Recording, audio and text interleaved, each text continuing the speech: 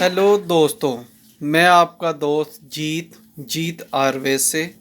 दोस्तों, आज मैं आपके लिए एक बहुत ही अच्छा नुस्खा लेकर आया हूँ। जो नुस्खा आपके दांत रोग पर निर्भर है, दांत रोग के ऊपर है। जैसे हमने कई बार देखा है, आजकल के जो नव युवक हैं वो ऐसी फिल्में या और कुछ, उनके मन इतना चंचल हो गया है क्योंकि कुछ ऐसे माहौल ही ऐसा हो गया है कि उनके जो बोलने चालने या बात करने और घूमने फिरने और खाने पीने का इतना अलग प्रचलन हो गया है और किसी की आजकल का बंदिश नहीं रही। क्योंकि पहले तो हमारे टाइम में होता भी माँ बाप और किसी यार दोस्त से किसी प्रकार की कोई बात करने में भी लोग संकोच करते भी, इस बार बात कर, आजकल खुलेआम ही हो गया है। तो कहने का मतलब है भी इतनी अपनी जो ये अपनी खुलापन आया है, इसके कारण जो मन की चंचलता है नवयुवकों की वो बहुत ही बढ़ गई है। तो उसी के कारण उनको क्या हो रहा है, जब उनका जो उत्तेजना में आकर या फिल्में देखकर या कोई भी चीज़ है या बातें कर कर ही उनके अंदर इतनी अस्थिरता आ गई है कि वो अपने मन को काबू ना रखने के कारण किसी को स्वपन दोष होता चला जा रहा है, किसी को शीघ्र पतन की दिक्कत है और शीघ्र पतन होने से किसी को गलत काम में पड़ जाते हैं। तो क्योंकि अभी उनकी वो अवस्था नहीं पहुंची होती है जहाँ कहीं उससे भी ऊपर निकल गए होते हैं, तो उसके कारण उनकी जो शारीरिक अस्थिरता के कारण, जो गलत काम करने के कारण उनके जो स्वपन दोष या दांत का रोग शुरू हो जाता है, जिसके कारण उनके अंदर की जो अपनी धातुएं हैं वो कम होनी शुरू हो जाती हैं और उनका शरीर धीरे धीरे कमज़ोर होना चला जाता है। तो उनके इसके कारण उनके दिमाग पर भी असर पड़ता है, जिसके कारण वो जब कुछ काम ऐसा कर लेते हैं तो सोचते हैं ये मैंने गलत किया है क्या ठीक किया है, बार बार करते जाना। कि थोड़ी सी भी ऐसी चीज़ देखने के बाद उनको उत्तेजना आ जाती है, जिससे वो काम गलत कर लेते हैं और उनका दिनों दिन लोग पतन की तरफ जा रहे हैं। नव युवकों की ज़्यादा बात है कि जो 30 से कम के हैं और 16 से ऊपर। तो उसको देखते हुए हमने कई जड़ी बूटियों से बहुतों का इलाज किया है। तो कईयों ने कहा भी मेरे को बहुत दिक्कत है, उनके लिए कि बहुत ही अच्छा नुस्खा लेकर आए हैं। उसके लिए हम आज आपको बताएंगे भी ये भस्मों से कैसे इलाज करना है। तो भस्मों को योग करने के लिए मैं पहले आज बना रहा था, ये देखिए मैंने कब का लगाऊं, ये अपने ली है। इसमें ये है अपनी गंधक। सबसे पहले हमने गंधक लेनी है, शुद्ध गंधक लेनी है, जो हमने 3-4 बार शुद्ध की हो वो गंधक लेनी है। गंधक को शुद्ध करने का तरीका मैंने बता रखा है। तो इसको कम से कम अभी ये गंधक अच्छी तरह रगड़ रगड़ के बिल्कुल, क्यों पहले गंधक हमने शुद्ध की इस तरह डली की तरह है, तो इसको उसमें मैंने ये देखिए गंधक को रगड़ रगड़ कर बिल्कुल बारीक कर लिया है। इसमें थोड़ा सा पारा डाला और ये कजली बन रही है। ये देखो पारा डालते जाना है, ज़्यादा पारा नहीं। जैसे आपने गंधक लेनी है 2 तोला गंधक ले लेनी है आपने 20 ग्राम। उसको पहले 1 घंटा पहले गंधक को अच्छी तरह रगड़ना है, ताकि इसके जो कण हैं बिल्कुल बारीक हो जाए। 1 घंटा इसकी रगड़ाई करने के बाद ये देखिए ये पीले रंग की गंधक है। तो इसमें फिर हमने 2 तोला लेना है अपने पारा। ये देखिए अपने पास पारा है, ये मैंने शुद्ध किया हुआ पारा है, क्योंकि मैंने पहले बता रखा भी शुद्ध। क्योंकि ये जोन सी मैं योग बना रहा हूँ ये वही बना सकता है जिसको पारा शुद्ध करना आ गया है। ये नहीं भी एक बार ईंट में और उसमें कर दिया। इसके 8 संस्कार हैं, जिसको 8 संस्कारों में से निकाल लिया है वही इसको शुद्ध करें। पहले मैं एक बार कई चीज़ें हैं पारे से, जिसको मैं बार बार यही कहता हूँ भाई पारा और गंधक का काम वही करे जो उसको इसके बारे में पूरी नॉलेज है।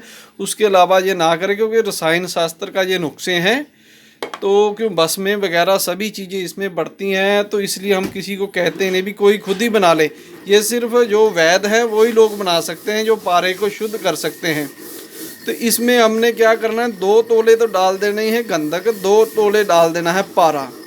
तो इसकी कम से कम 2 घंटे करनी है खरल, ये पारे, और शुद्ध पारा डालना है। कोई ऐसा ना हो कि किसी ने कहीं से लिया, जैसे कहते हैं कि कोई थोड़ा सा किया और भस्म बनाने के लिए अलग बात होती है, जो वैसे किसी को देना इसका बहुत दिक्कत होती है। इसलिए ये पारे को मैं बार बार कह रहा हूँ भी जिसको इसकी गंध को शुद्ध और पारे को शुद्ध करने की जानकारी है वही इसको ले, वही योग बनाए।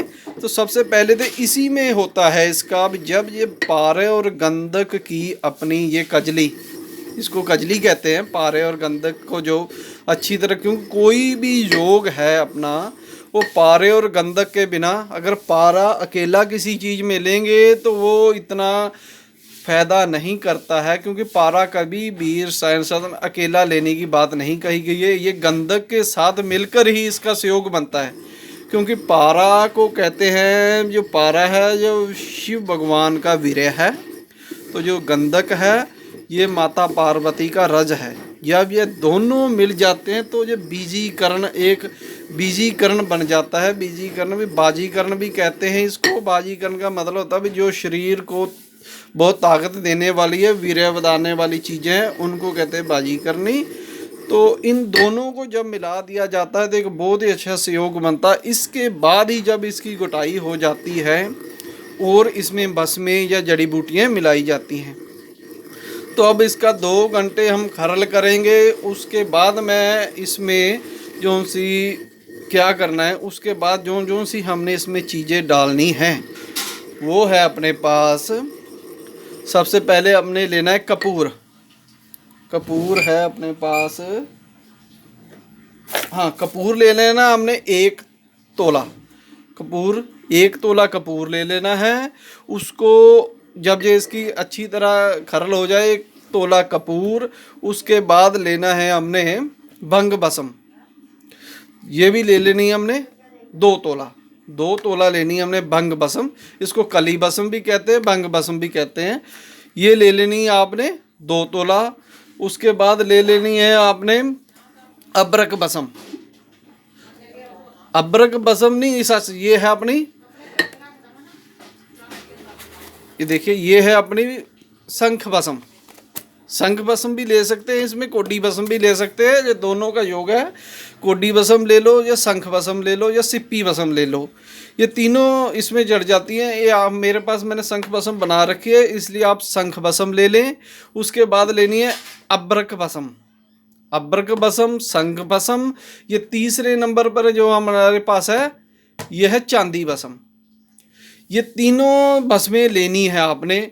और ये चौथी आ गई अब ये। इसके बाद हमने लेनी है इसमें, अगर ये वैसे तो इसी चीज़ से नुस्खा बनता है ये जितनी ये मैंने धातुएं बताई हैं, लेकिन अगर इसको कोई और बढ़िया बनाना चाहता हो तो उसके लिए हम क्या करते हैं, पहले इसकी खजली बन जाएगी तो इसकी गोलियां बनाने के लिए ये सभी चीज़ें डालकर इसमें लेने भांग का रस।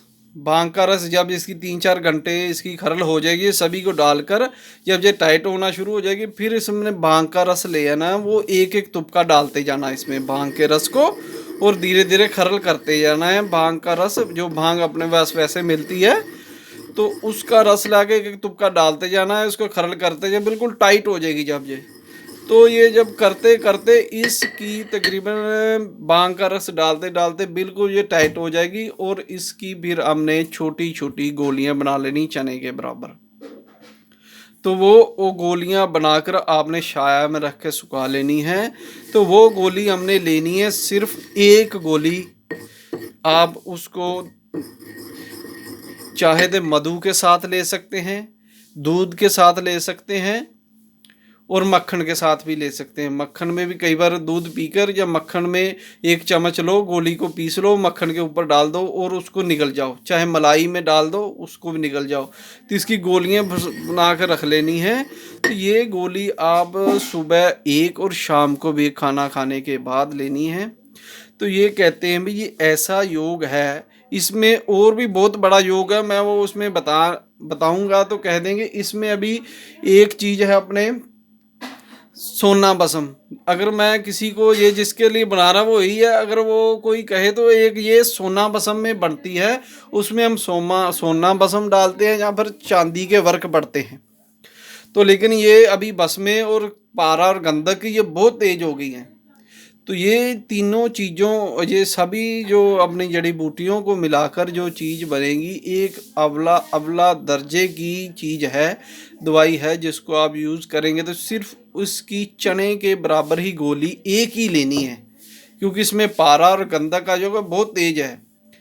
तो अगर किसी को कोई दिक्कत है वो आधी उससे भी कम से शुरू कर सकता है, आधी गोली से भी शुरू कर सकता है, इससे ज़्यादा नहीं लेनी।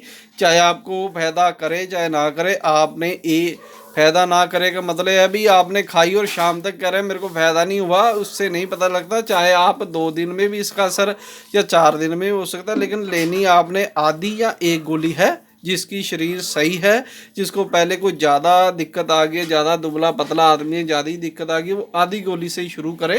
क्यों, जो चने के बराबर बनाई उसकी आधी कर लेंगे तो रत्ती के बराबर हो जाएगी, वो रत्ती के बराबर गोली लेंगे। वो ज़्यादा छोटी गोलियां बनाई नहीं जा सकती इसमें, तो बहुत दिक्कत आती, इसलिए मैंने कहा।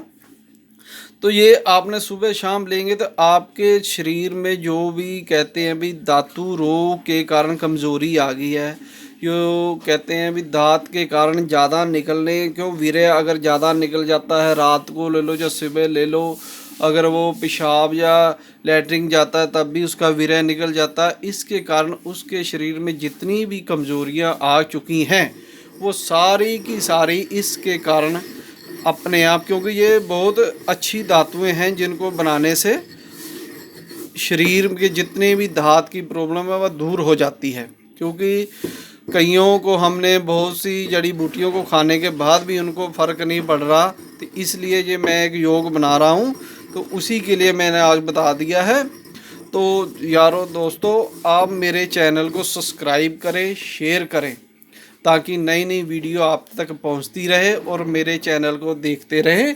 तो दोस्तों, मैंने एक ना, मेरे एक दोस्त ने मुझसे पूछा भी उसको ताम्र बसम चाहिए, तो ताम्र बसम कैसे मिलेगी, लेकिन मैं उसको दिखाना चाहता हूँ ताम्र बसम। ये देखिए अपने पास ताम्र बसम जो मैंने पहले बना रखी है, वीडियो में दिखा रखी है, ये ताम्र बसम है। इसमें ये देखिए छोटे छोटे कह रहे भी कण चमक रहे हैं, ये इसकी पहचान ये होती है ताम्र बसम। इसको चाहे आप ये लेकर आप 10 दिन तक नींबू के रस में डुबो के रखें, ना तो ये हरापन आएगा, ना इसमें किसी प्रकार की कोई क्रिया नहीं होगी। इससे पता लग जाता है भी ये जो सी अपनी ताम्र बसम है बिल्कुल शुद्ध है। लेकिन जो हमने ये ताम्र बसम बनाई है, इसका दिक्कत कह रहा हूँ, इसका फ़ायदा ये है कि ये हमने केवल तांबे की बसम नहीं है, ये हमने पारद लिया था और तांबा, और ये अपनी थी ये, हाँ, ताम्र बसम के लिए हमने पारा और गंधक इनका योग लिया है। क्योंकि जब इसकी बसम बनती है तो गंधक और पारे के भी साथ में इसके गुण हैं, बसम में जब बनाते पारे के भी गुण हैं, इसलिए ये आम ताम्र बसम से 100 गुना तेज होती है। तेज मतलब भी अधिक ताकतवर है। इसलिए कोई भी कहता है, मेरे दोस्त ने कहा भी 1 तोला मेरे को ताम्र बसम दे दो, मैं भी 1 तोला नहीं दे सकते।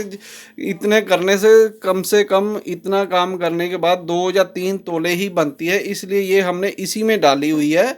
अगर कोई वैद्य या कोई दोस्त किसी दवाई में डालने के लिए ताम्र बसम लेना चाहे उसको हम दे सकते हैं। एक मेरे दोस्त ने सिक्के भेज दिए हैं मेरे पास, कहता भाई मेरे को ना ये सिक्के ले लो और मैं इसको इसकी बसम बना के दे दूँ। मैंने कहा भी आप सिक्के भेज दो जो इतने मर्जी पुराने हो, तो मैं उसको ऐसे तोड़ेंगे भी ना, सिक्कों को बसम बना देंगे। जब ऐसे तोड़ो तो आप हाथ से तोड़ दोगे इसको, तांबे के सिक्कों को। तो उसको मैंने वही दिए हैं बनाकर, उसने भेज दिए हैं। अभी मैंने बनाकर कुछ उसको ऐसे के ऐसे ही दे देने हैं, और वो उसको कह देना भी आप खुद ही जाकर ये बसम बनाएं, तो आपको पता लग जाए। बस उसके बाद उसने उसकी रगड़ाई करनी है तो ताम्र बसम तैयार हो जाएगी। तो दोस्तों, धन्यवाद मेरा ये चैनल देखने के लिए और मेरी वीडियो देखने के लिए।